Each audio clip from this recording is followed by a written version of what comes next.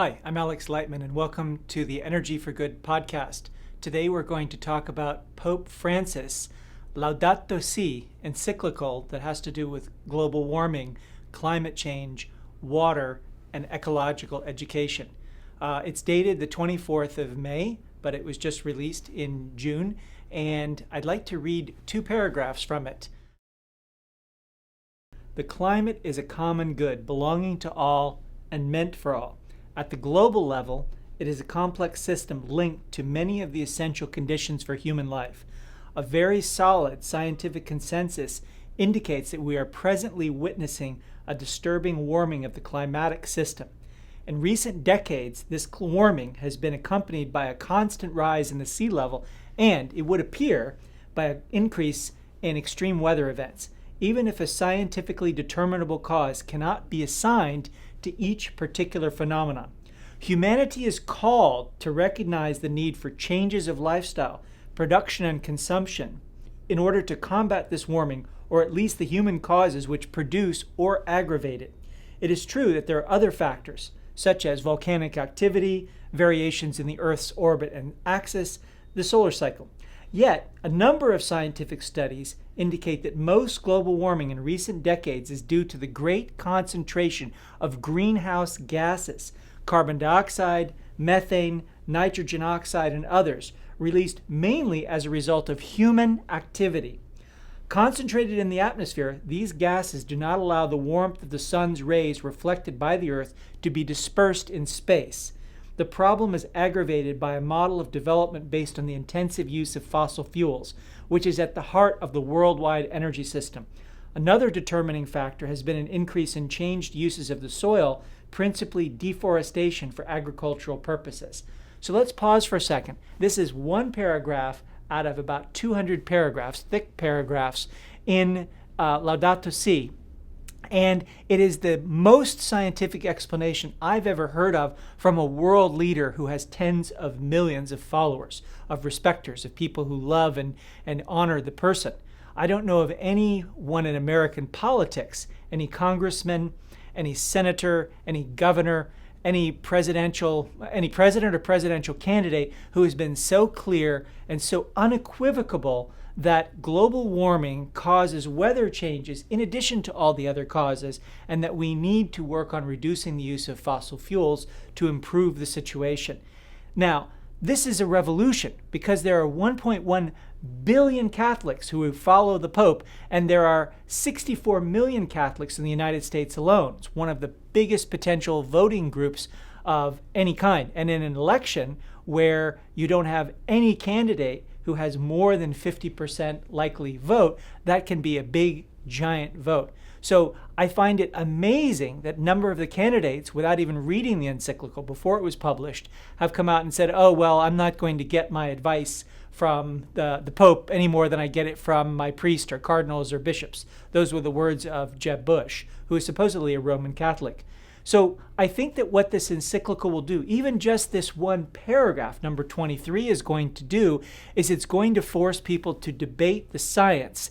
And there's such a solid scientific consensus around that particular paragraph and its claims that it's going to be like an iron wall, that people are going to drive their cars as fast as they can and just crash themselves and their careers against that wall. But there's more. I'll read just one other paragraph because I think it's very worth using it as context for a discussion in this podcast. Number 24, warming has effects on the carbon cycle. That's indisputable. It creates a vicious circle which aggravates the situation even more, affecting the availability of essential resources like drinking water, energy, and agricultural production in warmer regions, and leading to the extinction of part of the planet's biodiversity.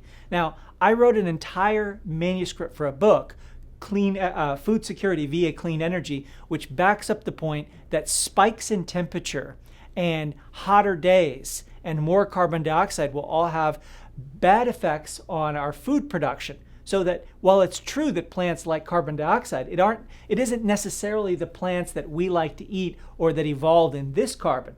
There's plenty more vegetation 65 million years ago during the dinosaurs, but trust me, we didn't have the plentiful kinds of fruits and vegetables that we have evolved eating, or which we've created recently for our refined palate. Those are very different plants from a long time ago. The things that an Apatosaurus, formerly known as the Brontosaurus, ate, the big plant eaters, is not what we would eat today. But I'll continue.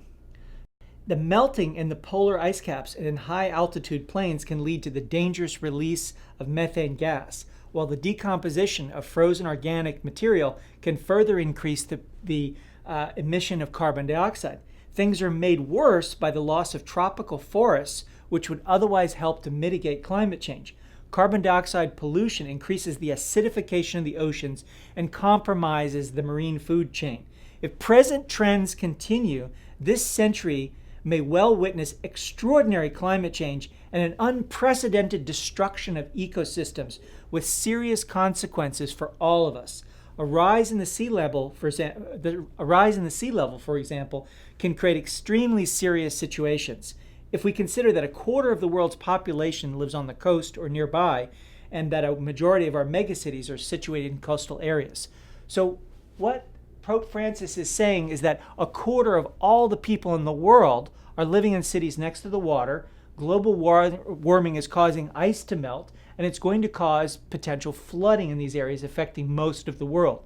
This is a moral challenge that now that 1.1 billion people who are Catholics have been awoken to this, and a lot of other people who aren't Catholics have been awoken to this, then people are going to demand answers, and democracies will have to respond.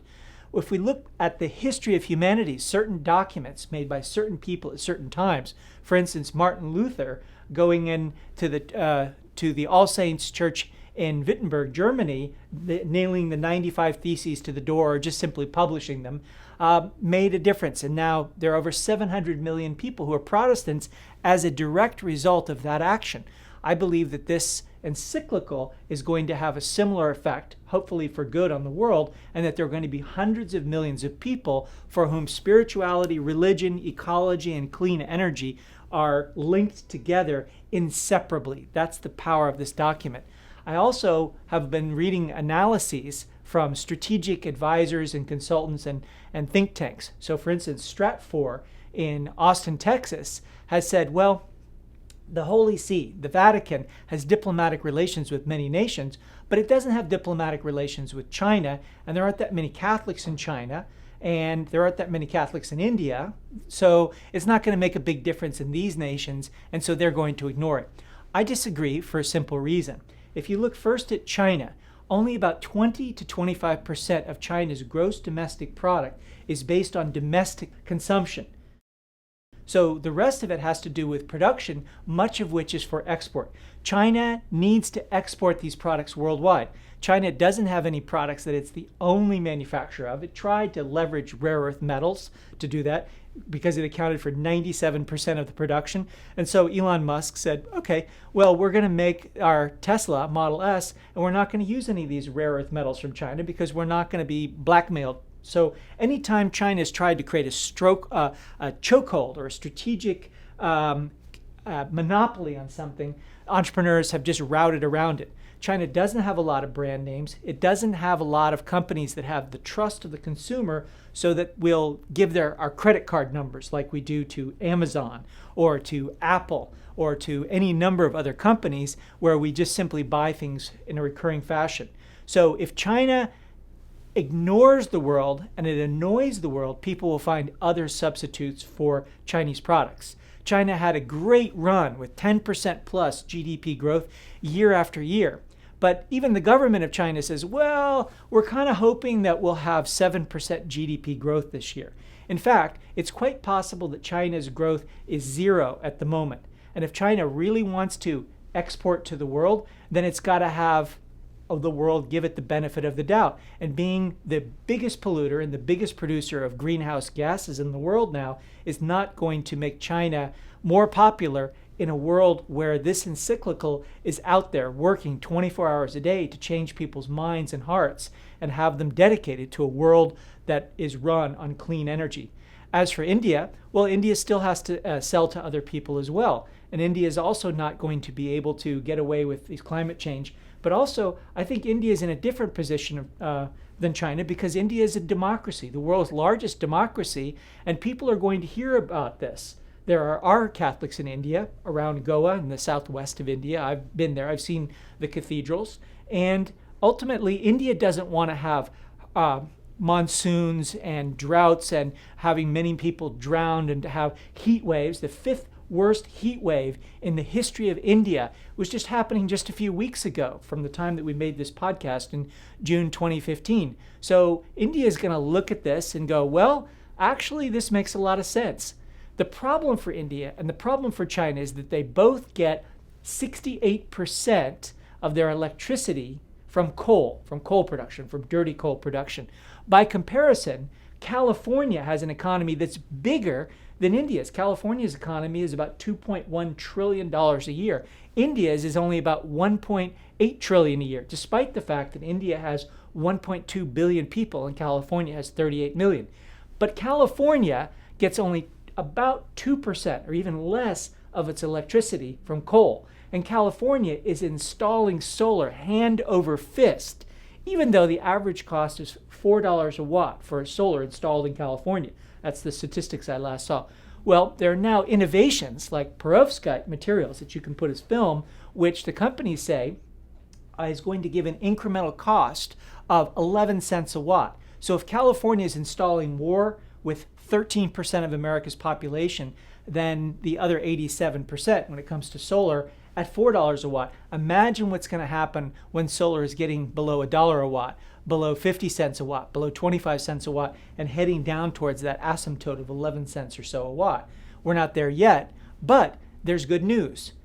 This year, 2015, we just passed 1% of all the world's electricity coming from solar.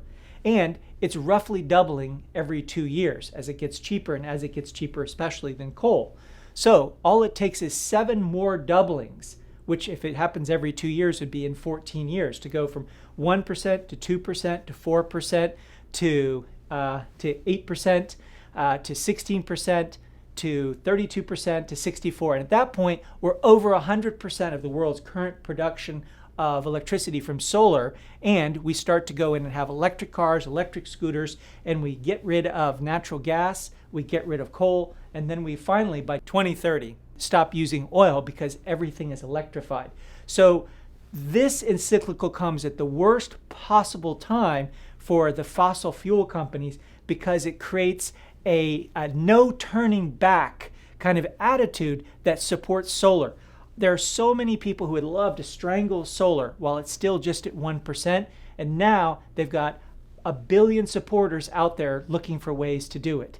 Right now, solar is a relatively small industry. It was only in 2004 that solar first reached $1 billion a year in revenue. In 2014, last year from the time that we made this, it reached $100 billion. But only 13 billion of that was in the United States. And only about 240 billion was spent on all renewable energy. So around 40% or so was for solar.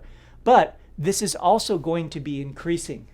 So we're going to be spending more money on solar, but we're going to be getting more bang for the buck because solar goes down roughly about 20 to 40% every 2 years as well in cost. So the combination of religion, of spirituality, of finance, of economics, of the markets for carbon, of political will is all going to combine to lead us towards a world with clean energy and energy for good.